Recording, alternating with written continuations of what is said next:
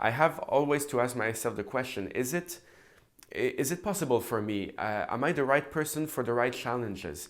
And yes, I believed taking on this job in Philadelphia that what was needed, which was very much to reconnect with a certain audience, as opposed to discovering a new one. Of course, we all want to have a new audience. We all want to reach and attract more a younger audience as well, and we're all concerned about how in the future this will develop. But it's very specific to Philadelphia that the history was so rich, so overwhelming, that maybe in recent years, for many reasons, not anyone's fault, it has fallen into, oh, what a great history, but what is it now, really, at the present? So to reconnect and go to some listeners who used to be proud of the orchestra and for whatever reason have stopped going to the concert, this is more my task, and I had to understand this before taking on the position.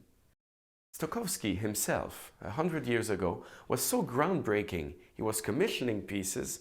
He was also changing the kind of orders of the programs every time. There was never a single program with an overture, a concerto, and then a symphony, which we find nowadays. There was always an encore. There was sometimes a shell of around the orchestra which was painted in a different color to surprise the audience. And of course we know him as well as the groundbreaking Fantasia, where he interacted with Mickey Mouse and so on. So by being forward thinking, we are actually honoring our own tradition.